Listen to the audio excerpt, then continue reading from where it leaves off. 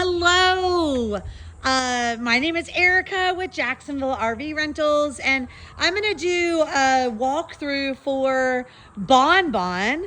She is our top of the line luxury Class A vehicle. She's a 38-foot Integra Vision XL. Absolutely beautiful. And we recently heard from a camper that his brother that hated camping said that Bon Bon made him a camper. So I'm so excited that you're going to be sharing your adventures with Bon Bon, and here is some tips and tricks and how every button works. Cabinet, we have a bunch of things that I guess I would hope that you would never need to use. We have like the tire things, some extra nozzles, extra O-rings, and this thing's just to make sure that all is well with your trip. Looking up top here, you will see that there is a full-size ladder. There is a table. Hey, look, there's a kite down there too. And funny thing, the full-size ladder, there's actually a screening system that can be attached to the awning on the other side, but you need a ladder in order to reach up to it. I've actually never heard a guest actually attach the screening system, but it is down in that cabinet there. And available for you. Probably more so for somebody that's going to be at a campsite for an extended period of time and wants that extra little bit of luxury. It doesn't completely enclose it, but it does give a little bit more shading and a little bit more rescue from the sun and such. And the next cabinet, we have a mixture of things. There are an array of chairs. We never guarantee that chairs are going to be in the RVs. We move them throughout all of the different RVs. And so if chairs are very important to you, please make sure that we make extra note to add them to the camper for you for your trip. Bon Bon has 2 black tanks and 2 gray tanks. So for that, you need a lot of sewer hoses. We call them stinky slinkies. So just to look at them, first and foremost, you have an end that is the connector side. Pull one out here. Oh, it looks like this is all connected. We have 3 connected together here. Somebody must have had a long way to their sewer connection. So for your front tanks, it's in this next cabinet here. Open up the door, and it is facing towards the front, which is kind of ludicrous. So you would take that hose up and under, take this black part off and connect it to this circular area here. I always make sure that it is good and it's attached in there well, kind of run my finger around. And then the other end, you would put into the ground, into the sewer area. So if you follow this 3 connections here, you'll see that that's not going to go into the ground very well. So in your tube here, in your bin here, you have other pieces. So this is the one that I would recommend. And I'm actually going to put it together here. So this end with this clear elbow is what would go into the ground. So it's funny, this is not how I would set it up. It looks like this renter changed my configuration and they did their Y split at the sewer location. So they have one hose coming from the front tanks, one hose coming from the back tanks, and it's Ying right there into the ground there. Usually what I do is I have one hose coming from the front tank that's coming to about this area. And then I have another hose coming from the back tank that's coming to about this area. And I put the Y here, and then I will add an additional one that goes into the ground. So there's not really a right or a wrong as long as everything is connected correctly and you've checked your fittings and checked to make sure that everything is secure and tight. There are some ramps in here. These you actually use to help you with a little bit of gravity. The hose would sit in this center area, and these ramps have a little bit of an angle to make sure that you're going from this high point of the sewer drain down to the low point that's on the ground, and it will help make sure that there's a gravity flow. So on the front tanks, after you have everything connected, you have your black handle here.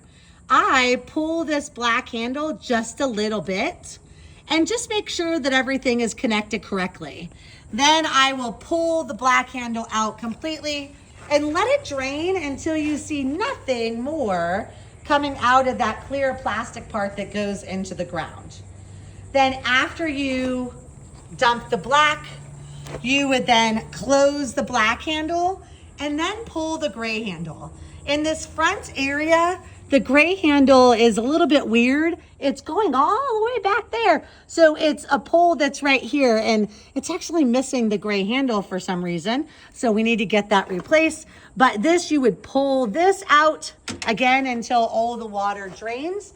That is, in theory, the soapy water from your sink area, the front shower and the kitchen sink, that's gonna kind of clean everything out. And then once it is done draining, you would push that gray handle back in. This one, I feel like you have to guide it a little bit because it's such a long pipe here. It's going like 3 feet into the tank that's all the way over there. So I feel like you have to guide it a little bit. We're gonna start a new one. So coming back to the back holding tank, it is the second to last cabinet here.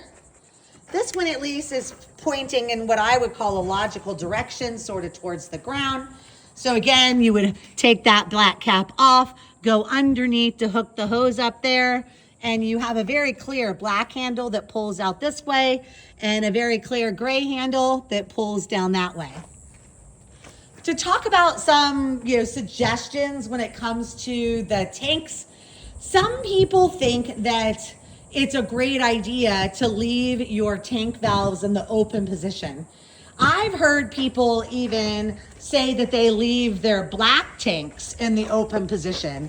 And I feel like that is completely ludicrous because you're leaving yourself susceptible to all of the smells in the septic or in the sewer area, in the dump, that could possibly come into your RV.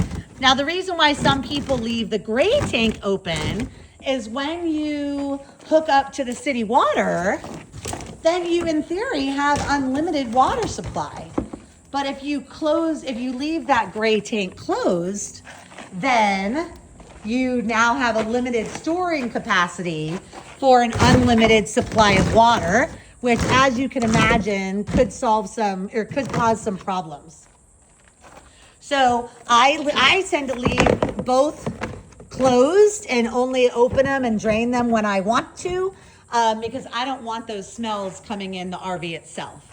So make sure you get everything back in the bin correctly. You can see I need to make some adjustments before I can put it in there, and we'll go to the next step. The next cabinet we're coming to is the water cabinet. And an Integra has a kind of unique system that many people haven't seen before. It has these funky valves that have to be set in the correct way. So looking up closely here, if you see when the white handle is down, green is up, red is up, and blue to the left, white down, green up, red up, blue to the left, that means dry camping. So right now we are not at a camp facility. We don't have any water. So that's the definition of dry camping. Now, if you get to your campground and you want to hook up to the city water, you can see in this center section here, it says city water, white down, green to the left, red up, blue to the left. So white down, green up, there we go. Is that city water? Yep. So now with this hose hooked up to the faucet right here, to the RV here, you will be putting water directly into the RV, totally bypassing the water tank. You'll see that this particular hose has an on and off switch on the valve here. So make sure that that is in the on position, in line with the pipe and in line with the hose. So this would go right into the RV. So some people think that that's the best way to hook up. And in a way, I kind of agree with you, with one exception. The exception is that so many campgrounds have a spigot that has a leak on it. So it's constantly leaking at the campground, or it could be constantly dripping here. We have a metal fitting with a plastic thing. That doesn't always make the best connections. And you could find that there could be a drip here at the RV itself. So I don't like to see dripping water. So if that's the case and I can't fix it to where there's not a lot of dripping, then I would go to the next option, which is the power fill tank. So the power fill tank, we have white down, green to the left, red up, and blue down. So now when I go to put water into the RV, that's actually going to fill your water tank. So in those circumstances where maybe there's a whole bunch of leaking everywhere, or maybe you're going boondocking and you need to fill your water, you would use that power fill tank option there. And you would fill your water tank and then use it and then fill it again and then use it in that fashion. And then the other two you don't need to worry about. They're for like winterizing and sterilizing.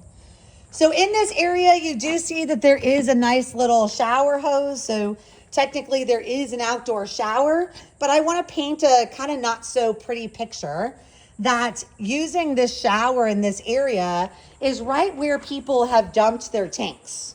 And I can imagine that at some point in time, somebody had an accident and there was icky stuff down here on the ground that now has dried up, and now this is like icky poopy dirt. So if you're then using this water and you're taking a shower trying to get cleaned off, you're standing in now what you've made is icky poopy mud. So whenever I go to use the shower, I try to make sure I'm standing in a bin or keeping my shoes on so that I can protect myself from the icky stuff. And last but not least on this area is the black tank flush. So that is this black valve here that has the cap on it. What that does, it actually sprays water on top of the black tank in order to help get everything cleaned and flushed out. So I suggest doing that every 2 to 3 times you dump. If you're just going out for a weekend, there's not necessarily a reason why you need to use it unless you know that maybe people were not using the right balance of liquids and solids, and maybe there's some extra stuff in there that maybe needs some help getting out. The water on top will help with that. You can see that there is a cable hookup here if you happen to be lucky to be at a place with cable, and there's lots of extra toys down in this cabinet as well. The next cabinet is the electrical cabinet. So right now we have everything plugged up to a 110 extension cord going into an outlet so that we could just keep the batteries charged. So, it will not run off of the 110. You actually have a risk of blowing breakers, which I've done accidentally here at the storage facility. And it's not going to run. So don't think you can take this somewhere, plug it into the 110 outlet and use both air conditionings and microwaves and all the things. That's absolutely not the purpose. This is just to keep the battery charged. So you'll see that the cable on the other side, it is a 50 amp, and we do have a surge protector that we always recommend. It's required, not recommend, to plug it into. And then we have an adapter on top of that. In theory, you would have this just being plugged right into the campground so that you have that 50 amp connection right at the campground. And always remember to make sure that you turn on the breakers at the campground so that you have power.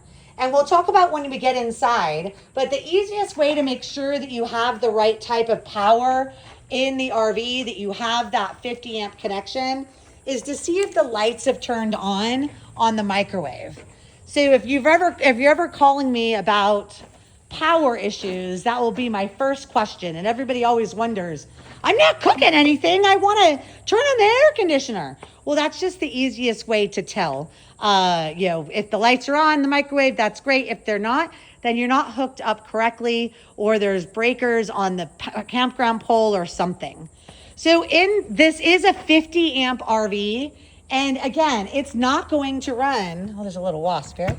It will not run on a 30 amp. So some people think that, oh, well, we were only able to get a 30 amp campground, so that's fine. No, Bon has some very high power sources or power surge pulls, and those are 2 air conditioning units that are larger than other units. We have a larger microwave. Everything in the RV pulls more power, and therefore it needs that 50 amp. If you go to a 30 amp campground, maybe if you are insistent that you're going to go, to that campground with Bon, you can't turn on both air conditioning units. You just really have to manage your power, and I can't guarantee you that everything's going to work. So 50 amp is always what you need. If you do need other adapters, I guess you wouldn't, because it would be 50 amp. So the next thing is the gasoline. It is regular gasoline. No reason put anything special. It's not diesel. It's just the regular 87 gasoline. The next cabinet is the back black tank for the back bathroom. We've already talked about that. And then in this cabinet, you see a couple of things. There is an additional extension cord just in case you need it. There's the wheel chucks in there, so other things that you need. And when you close these cabinets, just make sure that you close them well. These cabinets swing out. So if you do not close them well and something gets stuck and it's a little bit open and it doesn't latch, you're going to have this cabinet swinging out into somebody's driving lane. And it's kind of scary. Trust me, I've had it happen to me. So before you drive off, you need to do a walk around and check every single cabinet to make sure that they're closed properly.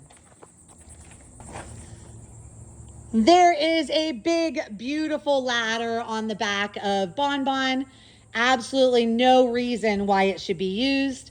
There are air conditioning units on top. You can trip over fallen things. Roofs are slippery and sticky and squishy, and there's no reason to be on the roof of an RV. There is a tow hitch that you can use. It's just a regular tow hitch with the light connector there, and you can use it, but you must let me know, because we have to talk about the insurance for what you're towing. The simple explanation is that your insurance that you've purchased covers for the RV itself, and anything that you decide to pull is covered under your own personal insurance. So you need to make sure that your own personal insurance will cover for your boat or your towed vehicle, your golf cart, whatever is side by side, whatever you're towing. Make sure that your personal insurance is going to cover it, because your rental insurance will not. The next cabinet is an exhaust for your water heater.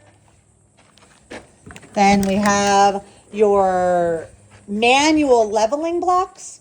So Bon does have an electric leveler, which is great, but sometimes you're at a campground that is way too out of level, and I've actually had to use the manual blocks. So there's 2 bags here because you got a lot of wheels and a lot of weight. So you build kind of a little Lego mountain.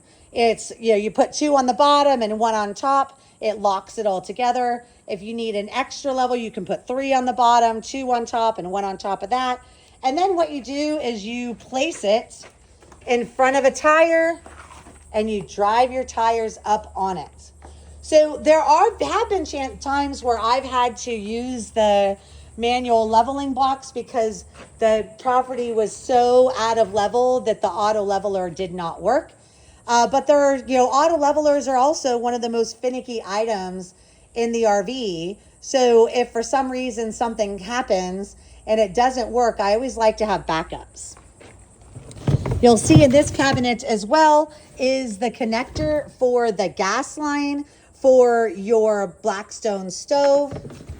The reason why it's probably in that cabinet is because the connection for it is in your propane and battery cabinet right over here. It's a quick disconnect, so you shove it in there, and then when you go to take it out, you push this back in order to unlatch it.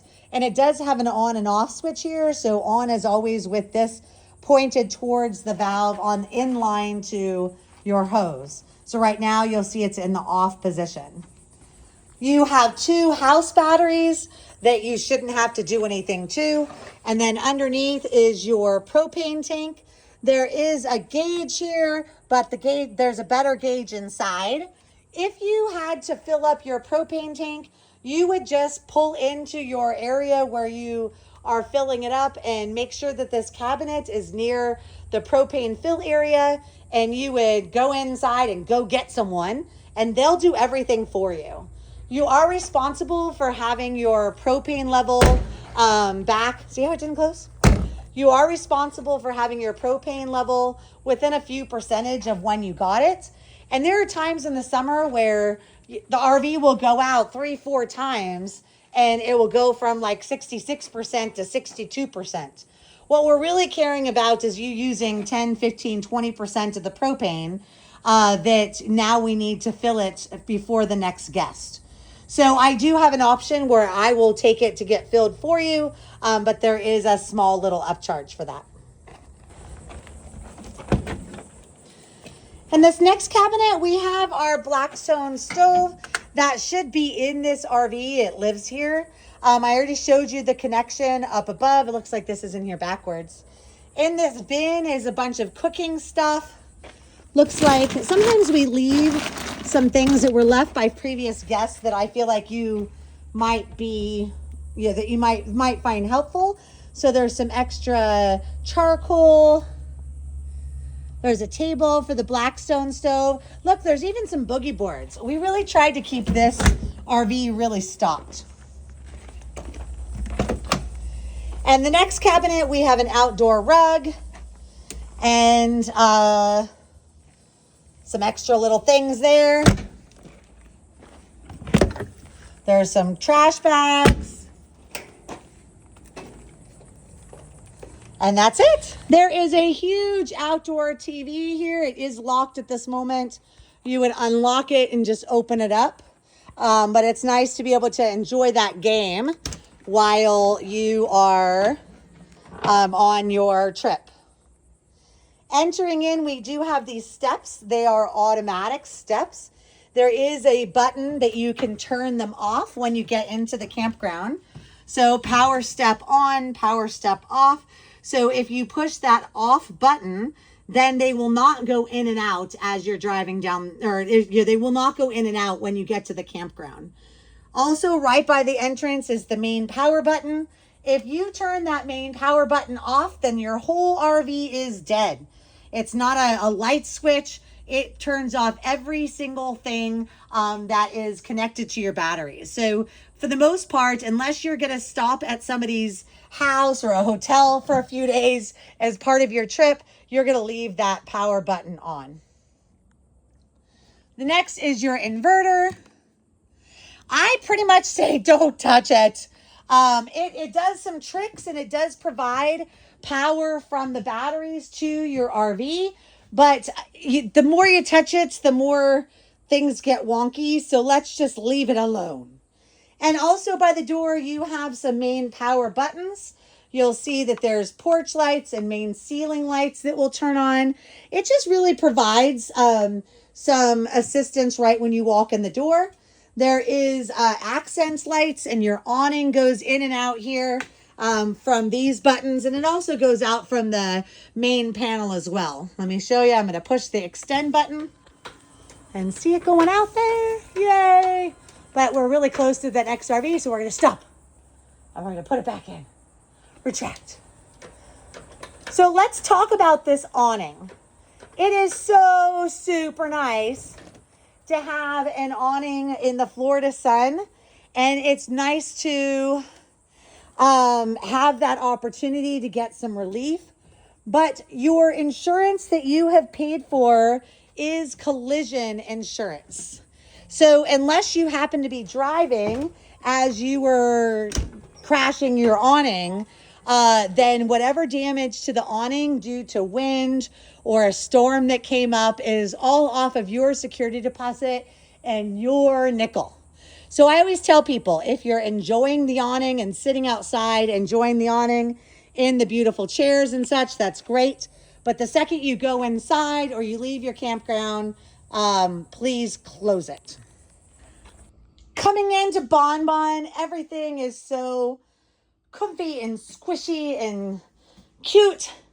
Just to show you, this is what it looks like when the RV is closed, when you're driving down the road. So the first thing I'm going to do is turn on the generator because it's really hot. So we have a panel in the back here. I'm going to go to the generator screen. And just from the inside, I'm just going to push start until it starts. So you'll see it says starting. It's on there. And as I mentioned, keep an eye on the microwave, because once the microwave turns on, you'll know that the power from the generator has transferred to the RV. So it could take a good 45 seconds or so. It's doing that so that you can make sure that you're not overpowering the generator when it first starts up, and that it provides that opportunity to start just the generator, and then it will kick over to the RV in order to turn on the air conditioner and the other things in the RV. Oh, somehow I didn't hear it click on, but it's on now. Next thing I'm going to do is open the slides. So the slide button is this little box with the things coming out of it. So this has 3 different sides. So we have our bed slide that's going out there, and it goes out about, I don't know, 2 feet or so. Out, out, out. Next one is your front slide. Again, I'm going to push extend. Oh, look. Haha. Look, I always say, be mindful of what is in the way when you are opening and closing your slides. And that was actually like, it was like plans like that, but it wasn't. So somebody had left the broom back behind the slide there. So you always want to make sure that you check. I have found people have put the ladder back behind here. So just make sure that there's nothing in its way before you open it up. That would have been a funny video. So now I'm going to push extend, and it's going into the out position, and it will stop when it gets there. And then lastly, we have our slide that's on the passenger side, and that's going to go out that way. And I believe I'm far enough away from the RV next to us. Yes, we are. So now you can see here, let me get this broom out of the way. And unfortunately, this RV is not cleaned yet. So there are some things that might be out of way. But you'll see you have plenty of room in the bedroom area. And now there's a huge walkway between the couch and the kitchen to really open up the RV and give you tons of space. We are back to this panel here. So next thing I want is air conditioning because it's hot. Look, it says it's 93 and 94 in here. So I'm going to turn on push the little thermometer to get to the air conditioning screen or the temperature screen. And some people call me and they say, well, look, it's set to 71 and it says it's 93, but no air is coming out. See how this is a lighter blue and then you have a darker shade of blue? You actually have to push the cool button in order for the air conditioning to turn on. So again, push the cool button and that will turn on. So when I pushed it, the rear one turned on to basically immediately. Sometimes there's about a 5 or 10 second delay before air starts coming out of the air conditioner.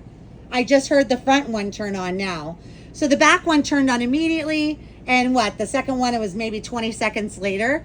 You have to think that the generator has to power that, so it holds back on its power and only uses a certain amount at a time to not overload itself. So you'll see that the front only has the heat pump. So when you push that heat pump button, obviously not when you're cooling at the same time, that's going to turn on the heater. And the heater does not come out of the vents in the ceiling. The heater comes out of the vents that you'll see on the floor.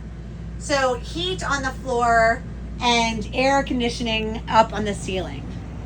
So let's talk about the air conditioning. There's a little simple mechanism here that really makes a huge difference. So there's these little switches here that close and open these vents. And when these are in the open position, the bulk of the air conditioning from this vent, from this air conditioning, is coming in this bedroom and in this area only, right outside of here. So if you could feel your hand, it's a very strong blowing, blowing very strong right here. But when you close these vents, it actually will distribute the air throughout all of the vents up on the ceiling. There's kind of ductwork up in the ceiling there, and it will move it along.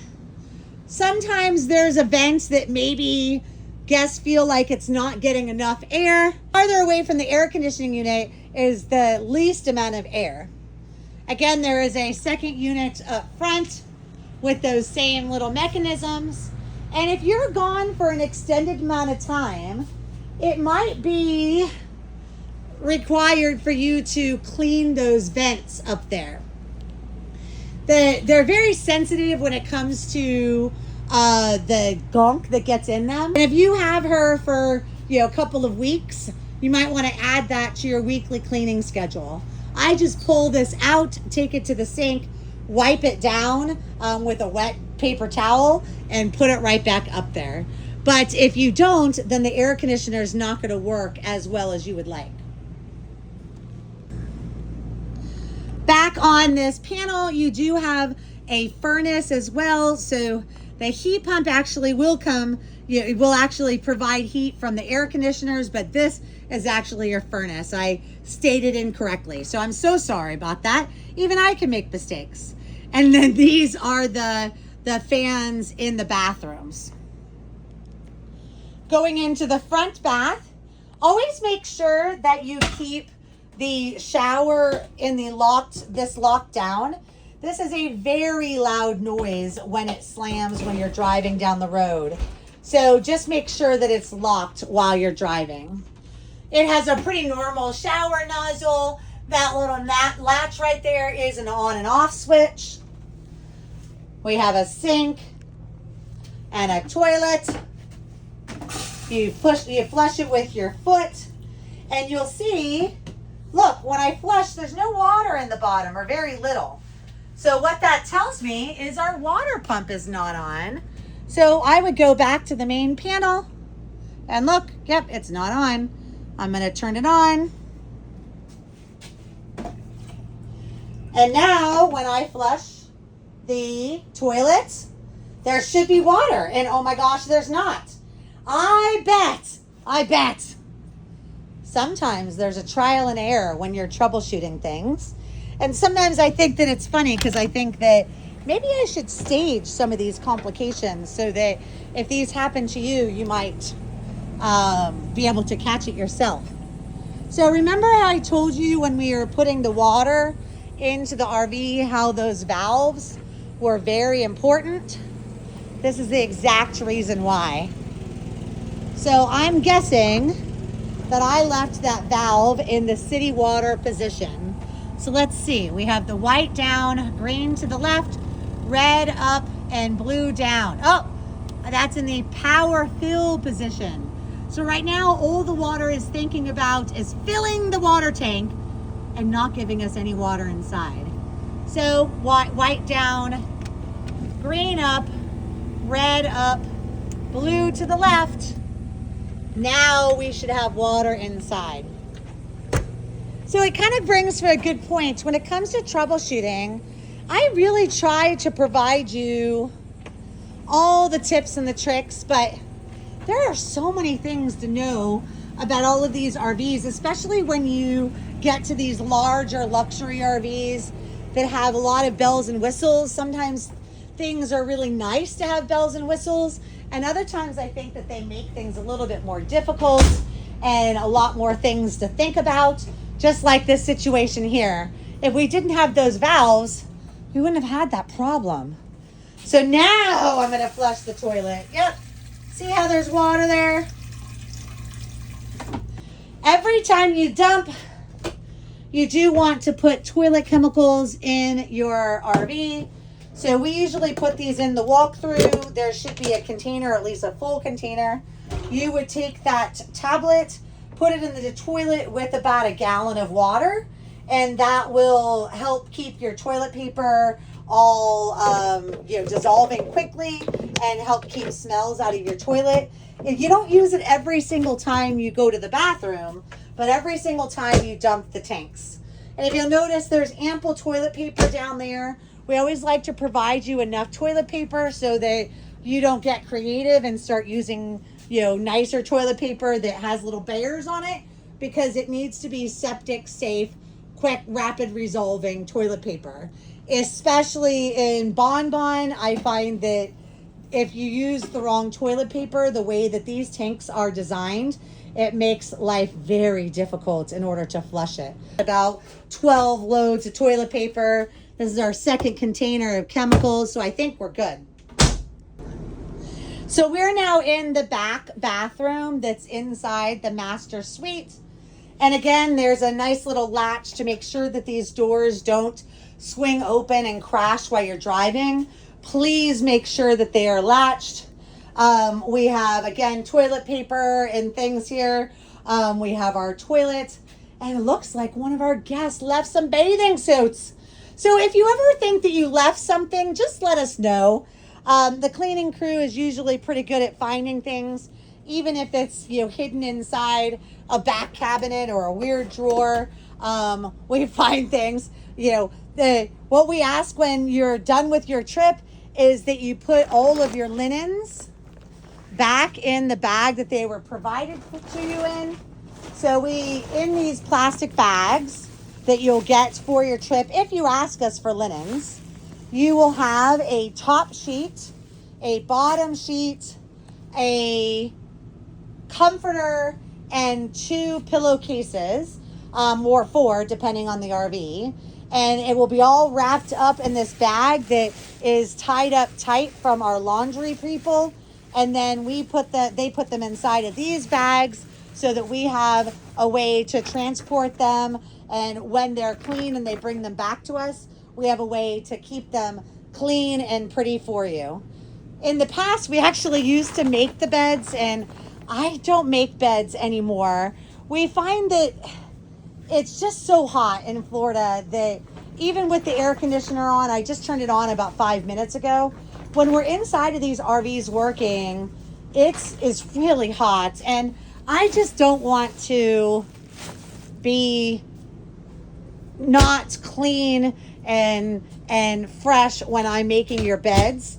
So we've decided that making beds is part of your camping experience. So if you bring your own linens, goody gumdrops, you should have a mattress cover on your bed, and you can make your bed with your linens. If we provide them, they most likely will be on the bed themselves, and then you can just make your bed. And then when you leave, we really appreciate if you put everything back in the bag so that we can take it to get cleaned. Also in the master bedroom, there is a TV. There's a cool little cabinet behind the TV with some games. We have some bedside chargers. They're flat chargers, but if you lift them up, there's USBs on the side, and your remote is up here velcroed to the ceiling. And there's buttons for those lights up on the ceiling there, and cabinets above the bed as well. Your bedroom door closes, but it doesn't lock so well. It just gives you maybe an extra 30 seconds before somebody is in your room. It does have this little bungee latch that keeps it from flying closed while you're driving. But it does provide you some good privacy. And again, even if you lock this, they're just kind of jiggly, and you can unlock it pretty easily. So it's not keeping any robbers out or any kids that really want to come in. But always make sure that if you close the door before you go, you put the little rubber bandy thing back on. Let's go back to the panel and go through the last items here. So first and foremost, we have the main screen by the house here. This top left portion is just some lights. So you have an all on button, which maybe is not that useful because it turns on the lights outside as well. But maybe the all off button is pretty useful because it turns off every single light inside the RV and out. These are your main lights. So if you click on the living room main, you can turn them up and down. But you'll notice that there's a light button here. This is all of your lights. So you can individually dim them or make them higher, turn one light on, one light off. And again, there's an all on and an all off. All on. There we go. Going back to the house again, this bottom left panel is your temperature. You'll see that on here is also the water heater. So you could click on it. You can turn the water heater on here, the electric or gas, depending on if you do have electrical connections or not. You have your gas or electric. But when you go to your temperature screen, oh, they're not there. So you only can turn your water heater on from this main screen. Then the next one up here on the upper right are your tanks. So you'll see that it has your freshwater tank is 67%, your back tank is 67, gray tank, your front tank is 0. It says your black tanks are both 100% and your LP is at 58%. So let's talk about those black tank sensors. Oh my goodness gracious. So these sensors in Bonbon, I'm just going to outright say they are liars. I can go and take this RV to the dump and I will use the black tank flush. On the front tank, I will put a flush mechanism on the black back tank so I can make sure everything is dumped. I will come in the RV and put my foot on the toilet in order to flush and provide some more water to go down the toilet. I've even gone so far as getting like a gallon jug of water and shoving it down, pouring it down there really quickly to give it a good swoosh. Another trick that we do is when we're traveling places, we'll get a bag of ice and put a bag of ice down the toilet so that the hard ice will break up any residue or break up any toilet paper or anything that might have been in the toilet in order to help you get those tanks dumped. And I have done all of those tricks and those sensors have still said full. Sometimes I can get them down to 1/3, sometimes 2/3. So our rule of thumb is if we come and we're doing our final checks and we notice those tanks are full and we cannot verify if they were emptied or not, I'm going to take it to the dump myself and make sure that they are emptied. So what does that mean? It means that you can't rely on those sensors. The common sense factor of this is if the gray tank filled, all you're gonna see is while you're taking a shower, maybe the water doesn't go down the drain so well. And then you're gonna question as to whether, all of your hair clogged the drain, or if it was truly indeed full. The next thing, if you're washing the dishes, you'll see that maybe the water doesn't go down the drain so well. My goodness, renters left dishes. Oh, you'll notice that the water isn't going down the drain. That's telling you that the gray tank is full and perhaps you need to go and dump it. For the black tank, if you flush, you have to turn around and basically look at the toilet while you're flushing it. And if you see toilet paper at the bottom of the drain down there, or you see the water's not going down, you know it's full. So there is some common sense factor, but I think technology is always nice to count on, because I don't want to look at the toilet. That's gross. And so a lot of people think that technology is great. And sometimes when it comes to these sensors, technology is not great. And you have to go back to that common sense. So going back to that screen, you do have your tank heaters here. So the tank heater, that's if you are going someplace cold and it's snowing, which you're not going to, because we don't allow our RVs to go to cold and snowing. In this battery, or the lightning bolt section, this is where we started the generator. That's where you stop it. This will show you what the battery levels are. We've already talked about the light button. We've already talked about the temperature button. Here is your slide control. Your awning is on here too. And just in case you see it, if you happen to have the truck running and you come here, it actually will have a little question mark that you can't open and close the slides while the engine is running. So it will tell you that there's a little error. And last but not least, you do have a settings section. I did have one renter that saw a little exclamation point here that was notifying him that there was some sort of error. And what we found out is that all of these lights are Bluetooth lights. And he was able to go into the switch panel info and see which one was out, and was able to repair it. And it was kind of funny. He was so proud of himself, which is great. But it actually was this front panel that somehow got disconnected. So this panel wasn't working. And he was able to fix it just by pushing the little settings buttons and repairing it. But everything with this RV is run off of that panel.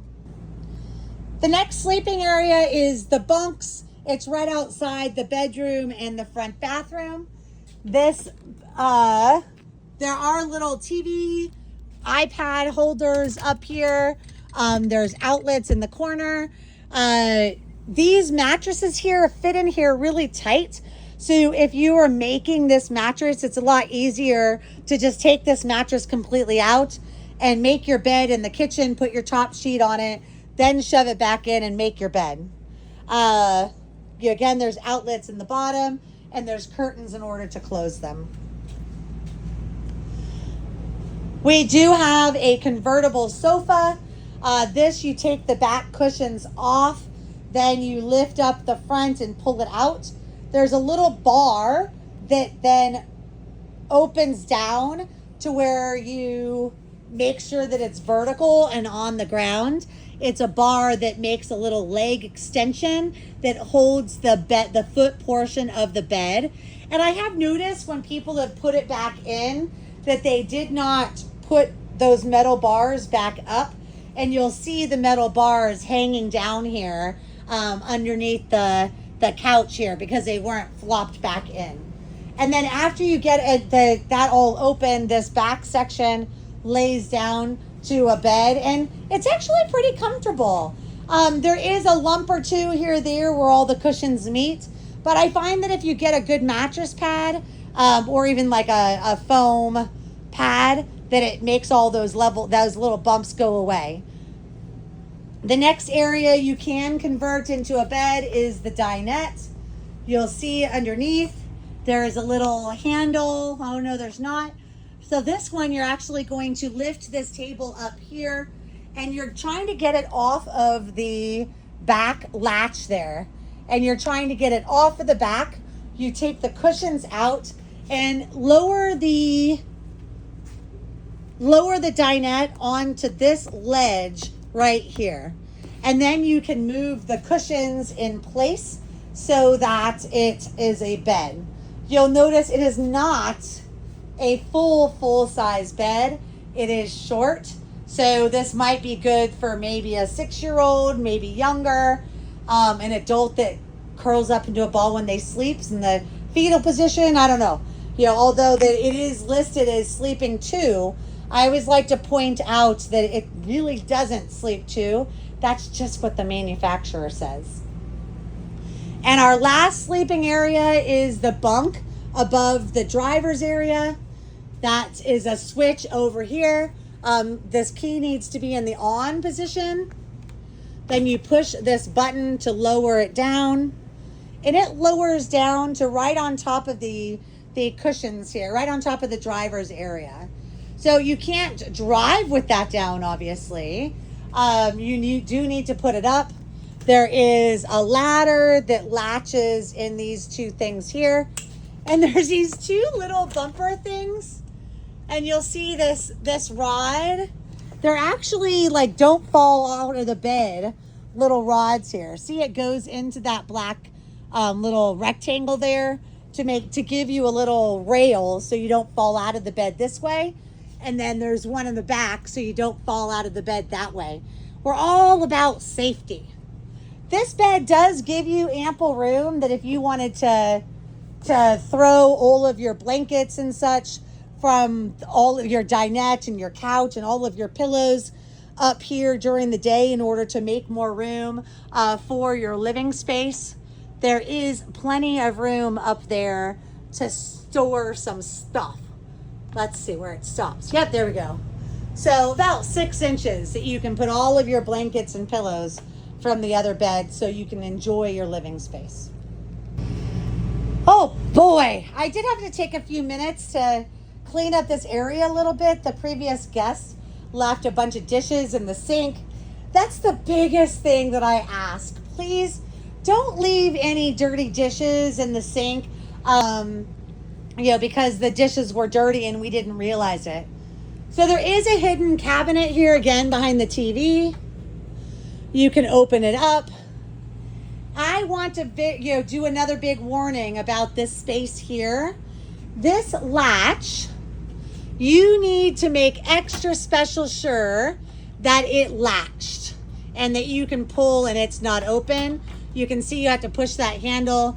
And you can see when it clicks, it does move there, because more times than I would like to tell you, I did not make sure that was latched, and that cabinet, the TV swung open and everything flew across the RV onto the floor, and there was plates and cups and coffee pots everywhere. So don't make my mistake. I've been opening up all the cabinets to kind of show you there's bowls and cups. We have a very good sized microwave. You have your plates and bowls and things are over on these cabinets.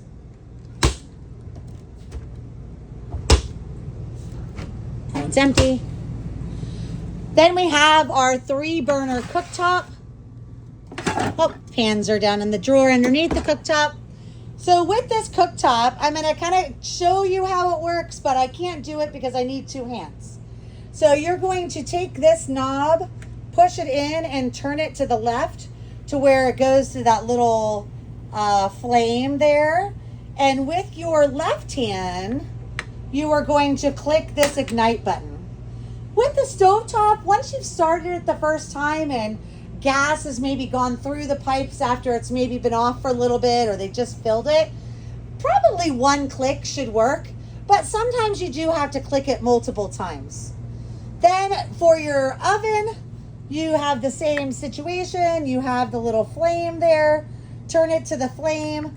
Do the click with your hand, with your other hand. And I will tell you that the oven takes probably 4 or 5 or 6 clicks. And what you're looking for in the oven is a little blue flame, the pilot light, that's all the way back underneath the shelf, all the way in the back. And it's this little blue flame, and when you click the ignite, it lights and then it goes out. And you click it again and it lights and it goes out. And you click it again and it lights, and maybe that time it stays on. And when it stays on, then you can turn it to the oven temperatures. Now the stove or the oven does not cook evenly, so maybe don't think about cooking a Thanksgiving dinner. Maybe you're making biscuits or cinnamon rolls or pizza, but the center of it's going to be pretty toasty and maybe burnt, while the outsides might be gooey. So you'll see at this point in time right now, there is no glass cover for this stovetop. Oh goodness, it's recently a guest used it like it was a glass top cooktop. And so there's a glass cover that you do have to open in order to use the stove. It opens and then it leans back up against the back right there. And somebody thought that it was a glass top and they put the pan on it and it shattered and it was a really bad thing. So we're not going to do that again. Right now we have not replaced it yet.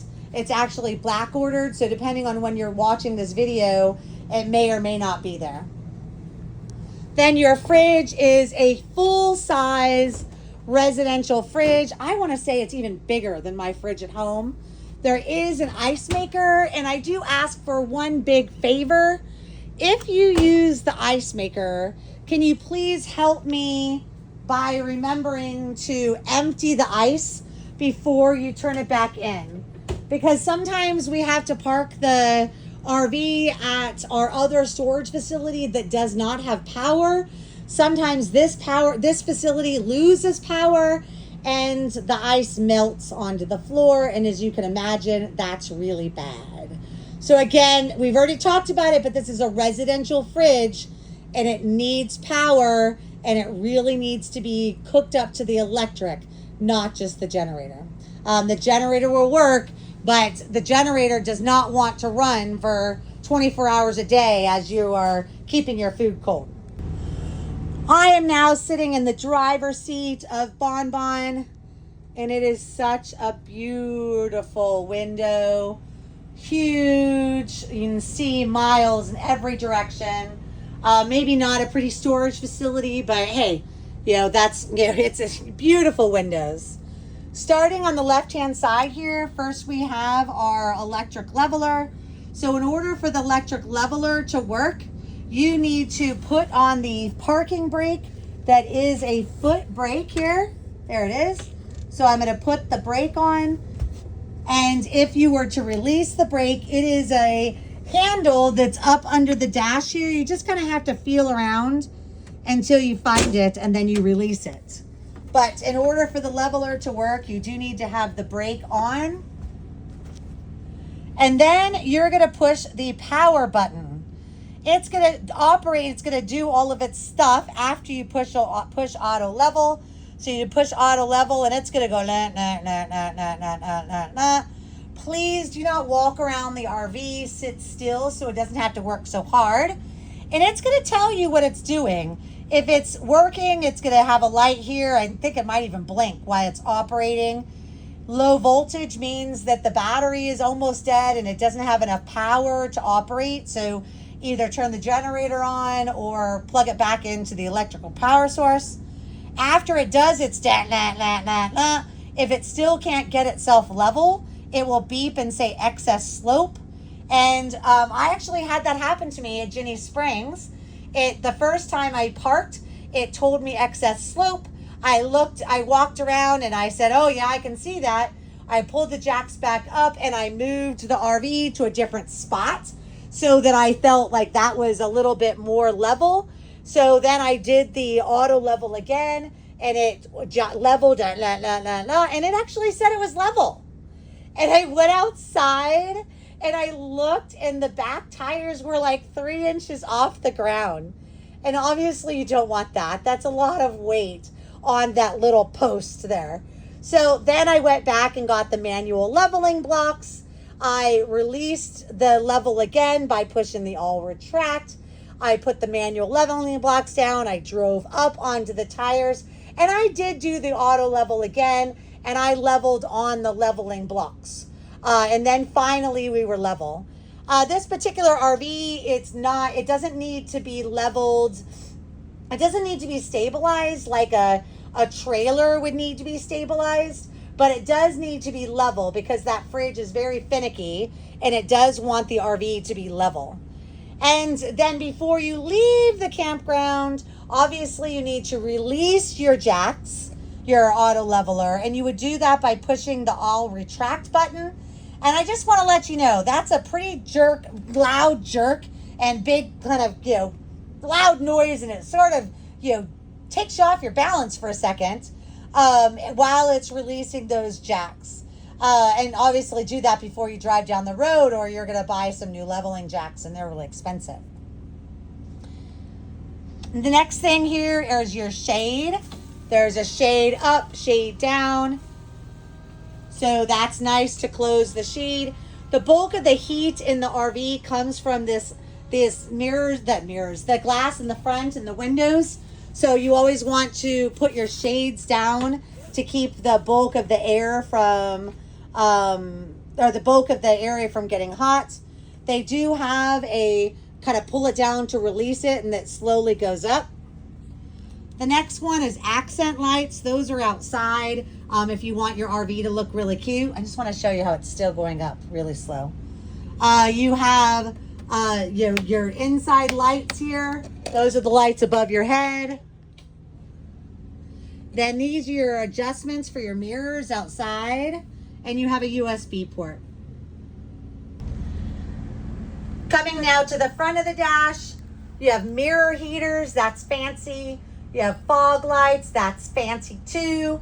You do have a generator start and stop button up here in the front as well that you can control while you're driving down the road. So when your guests in the back are complaining that they are a bit too hot, you can decide how long you're gonna listen to them saying that they're a bit too hot, and then you can turn on the generator, but you still need to turn on that air conditioner. So it's not like you can do it as you're driving down the road. My suggestion would be to maybe turn it on for a little bit, maybe let it run for a half an hour, 45 minutes, then turn it off, and then let it go for another hour or so. Maybe stop at a rest area, stretch, walk around, refocus, turn on the air conditioner. But in order for the air conditioner to run while you're driving down the road, in the back, that is, you do need the generator on. You have a battery boost. So somehow your truck battery died. Maybe you left the lights in the on position, not in the auto position. These are actually off, which weird. I usually leave them in auto. But let's say you left your lights on and your battery died. If you push this button while your foot is on the brake and while your keys are in the ignition and you're turning it on, everything will give you like you're jump starting your battery, like you're jump starting your truck. So at least it has some backups for you. And I do have the keys in my pocket here. So we'll start the car here. Everything in the front looks very normal. You have, just the regular odometer and such. You have your miles of your, the miles on your odometer. Then you have your gasoline level, so it's a little bit shy of full. You do have some extra little things here. Your trip mileage. You have your outside temperature. There's some extra little things there. I don't know that it's clear. There we go. That you can stroll through.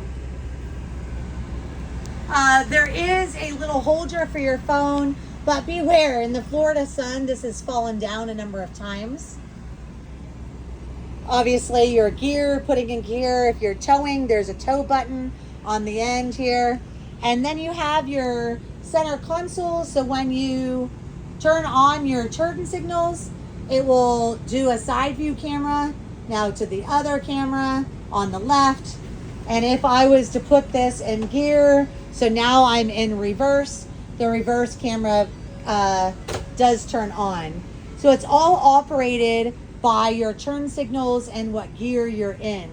I will tell you that these cameras are great, but in the dark or in the rain, they're really not so great. So please err on caution, and if there's any doubt, have somebody get out and spot you. This particular parking place in the storage, is kind of fun to get into. So, if you are meeting one of my assistants and you're parking, obviously somebody needs to spot the driver in order to get parked into the parking space. You do have air conditioning up here. On this, you have Bluetooth, and you can do, I have my turn signal on still. So you could Bluetooth to this by pushing reconnect and pairing and doing, pairing there. And there's other things on there too. You can focus the vents a little bit towards the back to make your guests a little bit more comfortable with the air conditioning from the truck area. There's a little desk, so if your passenger wants to do some work while you're driving, that's possible. There's even an outlet up front here, but remember that outlet doesn't run unless the generator is on. And if you put things in these cubbies, please remember to get them out. I find that people leave things in those cubbies all the time.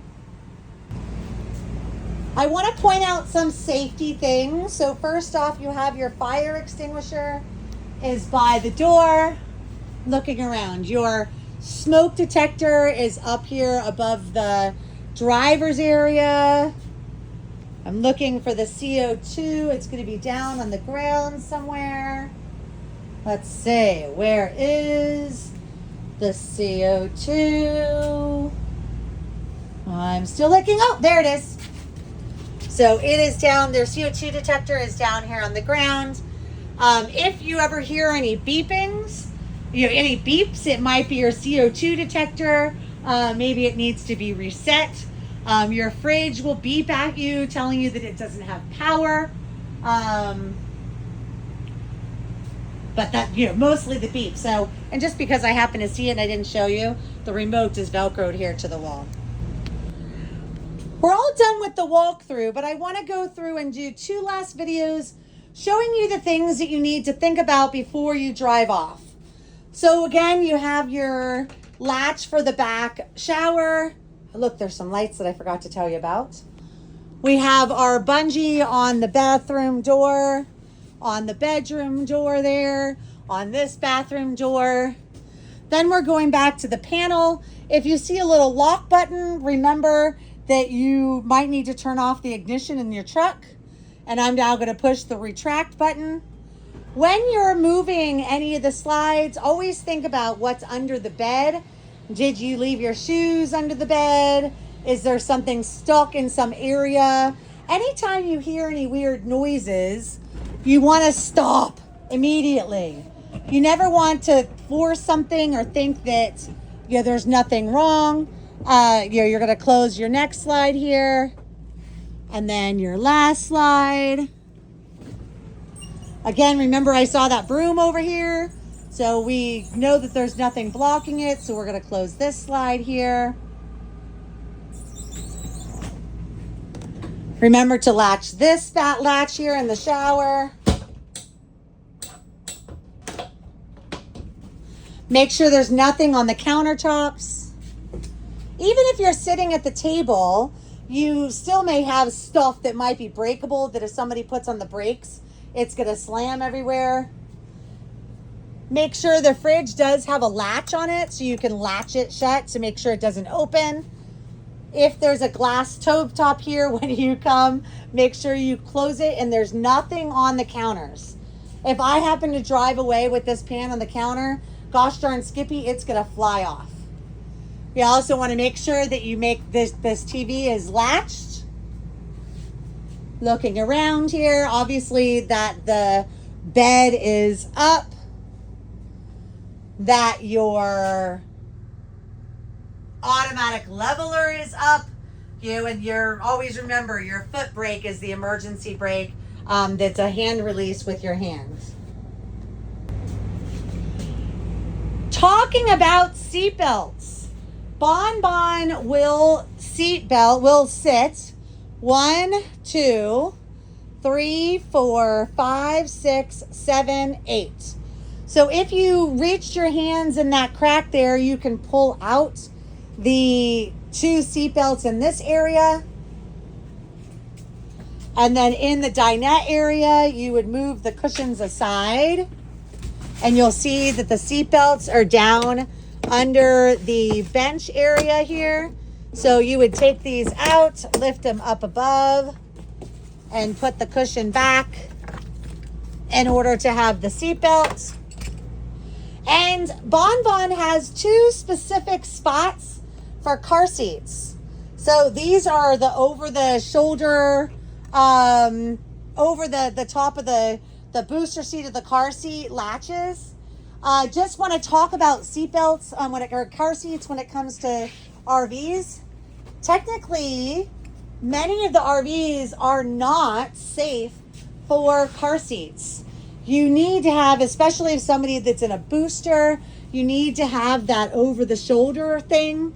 And when you put a car seat in the dinette, my suggestion would be to take this cushion completely out and put it on the floor and put the car seat right on the wood. And the biggest reason why is look how squishy this is. In your car, when you go to buckle a car seat in, you pull the seatbelt out and pull it out and pull it out and pull it out until it gets to that locked position. Then you buckle it in and buckle in the car seat so that it's secure. And then you do it the opposite way and you pull it tight, tight, tight. And that seatbelt stays locked. In this RV, in any of the RVs, there are no locking mechanisms like that. So in these seatbelts, if your kid wiggles a lot, especially in a car seat or a high top booster, and your kid is wiggling, every time they wiggle, it's going to loosen that seatbelt to make it to where eventually that seatbelt in that car seat's not going to do you any amount of good. So again, I recommend you take this cushion off, put it right on the wood, because I feel that the car seat is going to be much more secure on the wood. It's not going to allow you to rock even if you have a kid that's wiggling. But still have an adult sitting in this area that can make sure that they're keeping on top of the seat belts. They're easier to unbuckle. They're kind of like just a push button. So they're easier to unbuckle. They're easier for the kids to get loose.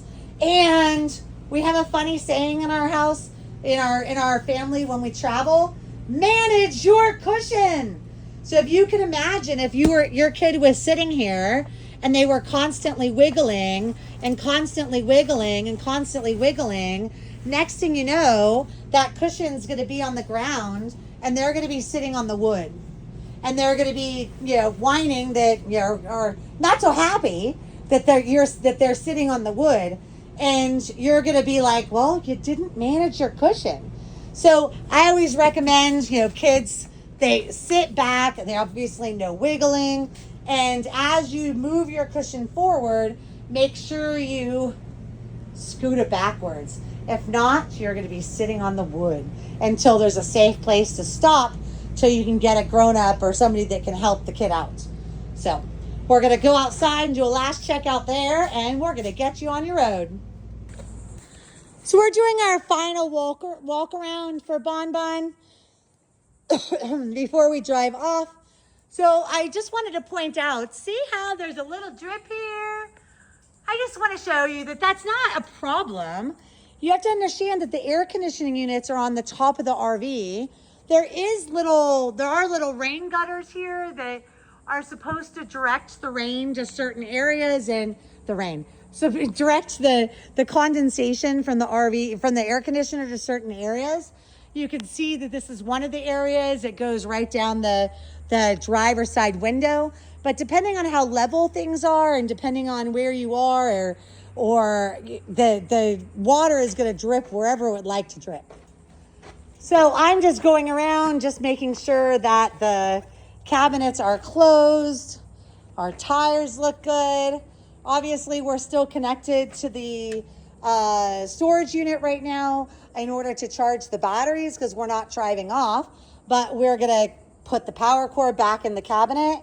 I'd say this cabinet here is probably one of the most difficult ones to get closed because that power cable is very difficult to roll it up and to coil it into there so it fits in there comfortably, and that you can close the door with having to put pressure or wedge it. Everything looks good here. You can see when I parked, I was really close to those outriggers. Walking around more, everything looks good here.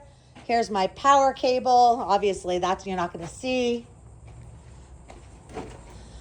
And more AC. And one big thing is to make sure that the step has retracted into the RV, because you don't want to drive away with that step on. It would be very bad. I see that there's a light on outside. So I'm going to see if maybe there's a light that I didn't turn off. Let's push this main power light master off. Let's see, porch light. Oh, there it is. So it was a porch light up on that panel. Now it's off there. And we're saying goodbye to Bon Bon for right now. And it's ready. Well, it actually needs to be cleaned, but so that it's ready for the next guest. And we store here at a different facility than the other RVs because we want to have full-time electricity and cover to keep her really nice and spiffy and clean. So bon voyage in Bon Bon. And I hope that you have an amazing trip. And going back to what one of our previous campers said, that his brother that hated camping is now a camper because of Bon Bon. Thank you, and we'll see you on your trip.